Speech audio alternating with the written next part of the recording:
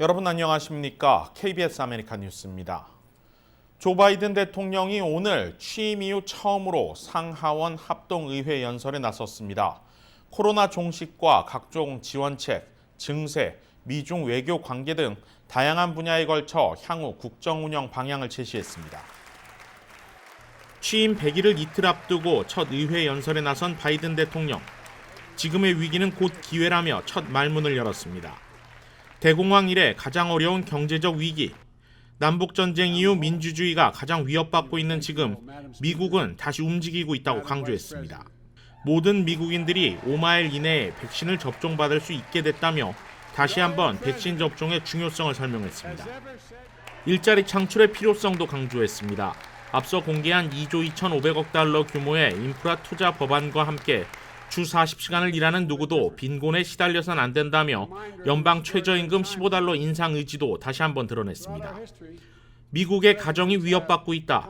교육과 복지 등을 다룬 1조 8천억 달러 규모의 미국 가족 계획 법안을 상세히 설명하기도 했습니다. 증세 필요성도 역설했습니다. 연간 40만 달러 이하 소득자들의 세금 인상은 없을 것이라면서 1% 상위 부자들이 공정한 나눔을 실천해야 한다고 강조했습니다. 상당한 시간을 경제 재건에 할애한 바이든 대통령은 국제사회 문제로 주제를 바꾸면서는 기후변화 대응을 꺼냈습니다. 중국 등 국제사회의 협력을 언급하면서도 시진핑 주석을 향해서는 경쟁 속 공정한 외교 무역이 필요하다고 강조했습니다. 북한과 이란의 핵 위험은 심각한 문제라며 국제사회 동맹과의 연대를 통해 해결해야 한다는 입장을 견지했습니다. 연설 막바지에는 의회의 적극적인 행동을 촉구했습니다. 조지 플로이드 사태로 촉발된 경찰 개혁 문제, 미국 내 심각한 사회 문제인 총기 규제 역시 반드시 개혁해야 할 의제로 꼽고 의회가 적극적으로 나서야 할 때라고 압박했습니다. 30년 넘게 해결되지 않고 있는 이민 개혁 문제도 빼놓지 않았습니다. 바로 지금이 수많은 서류 미비자들에게 길을 열어줘야 할 때라며 관련 법안 통과를 촉구했습니다. 의회 연설과 함께 바이든 대통령은 또다시 대규모 부양책을 공개했습니다. 아메리칸 패밀리 플랜, 이른바 미국 가족 계획 법안인데 앞서 있었던 대규모 부양책들과 맞먹는 1조 8천억 달러 규모입니다. 자세한 내용 김경일 기자가 정리했습니다. 조 바이든 대통령이 오늘 연설에서 1조 8천억 달러 규모 지출 계획인 미국 가족 계획을 공개했습니다. 1조 달러는 투자 계획이고 8천억 달러 규모는 세액 공제 혜택입니다. 바이든 대통령은 연방 상하원 합동회의 연설에서 가족계획 부양책 법안은 10여 년간 교육과 보육에 1조 달러 지출과 중저소득층 가구에 8천억 달러의 세액 공제를 제공한다고 밝혔습니다.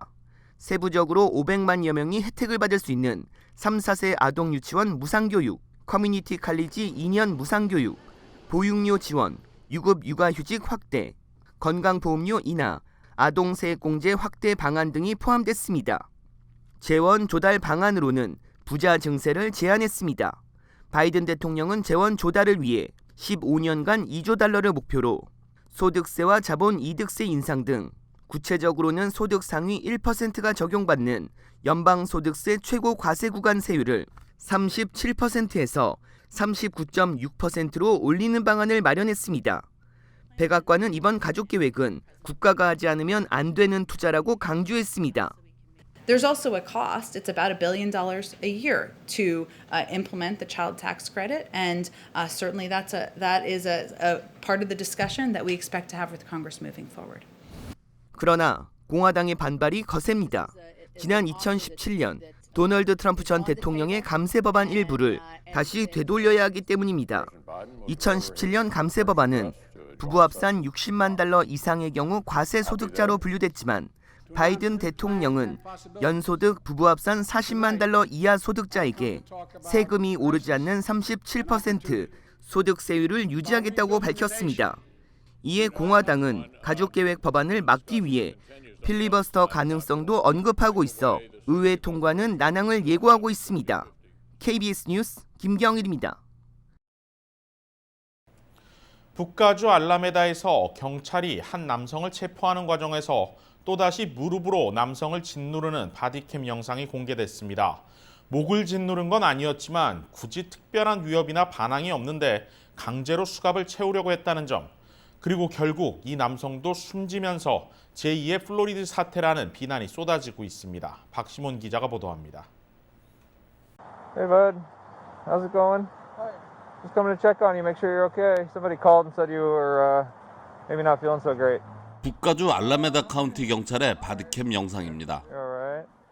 공원에서 방향을 잃고 술에 취한 듯한 사람이 있다는 신고를 받고 출동한 경찰이 한 남성을 부릅니다. 이 남성은 경찰의 질문에 정확한 대답을 하지 않고 횡설수설합니다. 곧이어 경찰은 이 남성에게 수갑을 채우려 하자 순순히 따르지 않습니다. We're gonna take care of you, okay? 남성은 순응하는 듯 하더니 생년월일을 물어봐도 대답하지 않고 소리를 지릅니다. Hey Mario, what's your birth date? 250파운드의 남성을 제지하기 힘든 경찰은 다른 방법을 강구합니다. Mario, just please stop fighting us. It's alright. 체포를 시도하던 경찰은 무릎으로 어깨를 짓눌렀습니다. 그리고 잠시 후 Mario. 남성은 대답이 없었고 경찰은 즉시 심폐소생술을 실시했지만 병원으로 이송된 후 목숨을 잃었습니다. 사망한 남성은 26살의 마리오 곤잘레스로 밝혀졌으며 그의 가족들은 과도한 무력을 사용하는 경찰에 의해 살해당했다고 주장하고 있습니다. 곤잘레스는 4살짜리 아들이 있었으며 자폐증을 앓고 있는 22살 동생의 보호자이기도 했습니다. 곤잘레스의 형은 경찰이 조지 플로이드를 죽인 것과 같은 방식으로 동생을 죽였다고 비난하고 있습니다. 현재 곤잘레스의 사망 원인을 밝히기 위해 부검이 진행 중이며 카운티 당국은 이번 사건의 투명성과 책임을 약속하겠다고 발표했습니다. 경찰 당국은 이번 사건과 연루된 3명의 경찰에게 직무정지를 조치했으며 이들은 경찰 조사에 임하고 있습니다. KBS 뉴스 박시몬입니다. 트럼프 대통령의 개인 변호사이자 지난 대선 불복 소송에 선봉에 섰던 루돌프 줄리아니 전 뉴욕시장에 대한 수사가 본격화되고 있습니다. 연방수사당국이 오늘 줄리아니 전 시장의 뉴욕 아파트를 전격 압수수색했습니다. 뉴욕 맨해튼 연방지검과 FBI 수사관들은 오늘 맨해튼 어퍼 이스트 사이드에 위치한 줄리아니 전 시장의 아파트에 대한 압수수색에 나섰습니다. 내부에서 휴대전화와 컴퓨터 등 여러 대의 전자기기들을 확보한 것으로 알려졌습니다. 줄리아니 전 시장은 앞서 지난 2019년 민주당 대선 후보였던 조 바이든 대통령의 아들과 관련한 비리 혐의를 찾기 위해 우크라이나 고위 관리들을 상대로 불법 로비를 한 혐의를 받고 있습니다. 미국 로비법상 법무부에 정식 등록된 로비스트만 해외 로비가 가능한데 이러한 절차 없이 불법 로비를 했다는 것입니다. 당장 줄리아니 전 시장 측은 현 행정부의 정치 보복이라며 반발하고 나섰습니다. The continued politicization of the Justice Department that we have seen, and it has to stop. If this can happen to the former president's lawyer, this can happen to any American. Enough is enough. 미국 언론들은 이번 압수수색이 당장 줄리아니 전 시장에 대한 기소로 이어지는 것은 아니지만 연방수사당국의 본격적인 수사가 전개되는 것을 의미한다고 전했습니다. 한편으론 연방수사당국이 줄리아니 전 시장에 대한 혐의와 관련해 구체적인 정황을 확보한 뒤 물증 확보에 나선 것으로도 풀이됩니다. LA 카운티의 추가 경제 완화가 초읽기에 들어갔습니다. 주 정부 기준으로 제일 낮은 단계인 옐로우 등급 진입 기준을 충족했기 때문인데요. 다음 주까지 지금과 같은 수치를 유지할 경우 추가 완화가 가능할 것이란 전망입니다. 이유수 기자가 보도합니다. LA 카운티가 옐로우 등급 진입 기준을 충족했습니다. 지난 일주일 동안 일일 평균 확진자 수가 인구 10만 명당 1.9명을 기록했고 평균 양성 반응률 역시 0.9%를 나타냈기 때문입니다. 앞으로 일주일간 이 수치를 더 유지할 경우 옐로우 등급 진입이 가능합니다. 옐로우 등급은 본격적인 경제 정상화 단계로 볼 수 있습니다. 소매업체와 식료품점의 실내 수용 인원 제한이 없어지기 때문에 입장을 위해 긴 줄을 서야 하는 불편이 해소됩니다. 피트니스 센터의 실내 수용 인원은 현 오렌지 등급 기준치인 25%의 2배인 50%로 확대되고 대형 스포츠 경기 관람 기준도 완화됩니다. 스포츠 경기장은 현재 입장 기준치인 33%의 2배 이상이 늘어난 67%까지 입장이 가능합니다. 주류 판매점 영업 기준도 완화됩니다. 와이너리와 브루어리의 실내 수용 인원은 현 기준치의 2배인 정원의 50%까지 허용됩니다. 팬데믹 사태 이후 1년여간 입장이 제한됐던 바도 전체 정원의 25%까지 실내에 손님을 받을 수 있습니다. 테마파크와 놀이공원의 입장 기준치도 현재보다 완화됩니다. 지금은 전체 수용 인원의 25%까지 입장이 허용되는데 옐로우 등급에 진입하면 35%까지 확대됩니다. 그동안 침체기를 겪던 관광업계 역시 반짝 특수를 누릴 것으로 전망됩니다. 현재 캘리포니아주에서 옐로우 등급에 진입한 카운티는 48개 중 4개에 불과합니다. 대도시를 거점으로 둔 LA 카운티의 방역 등급 완화는 결국 주 전역의 등급 완화를 의미합니다. 현재와 같은 추세라면 주정부 목표인 6월 15일 이전 완벽한 경제 재개가 이루어질 수 있을 것이라는 기대도 나오고 있습니다. 보건당국은 백신 접종 확대에 따라 신규 감염자 감소세가 이어지고 있으며 바이러스 전파도 다소 완화된 상태라고 밝혔습니다. 하지만 백신 접종자라도 기본 방역 수칙을 철저히 지켜야 하며 자칫 방심할 경우 바이러스 재확산에 따른 경제 봉쇄는 언제든지 내려질 수 있다고 언급했습니다.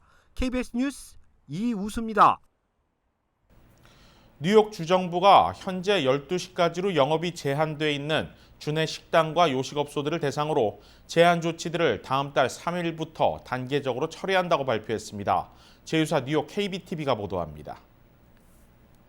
오늘 앤드루 코모 뉴욕 주지사는 오는 5월 3일부터 이와 관련된 몇 가지 행정명령을 중단시키는 움직임을 보였습니다.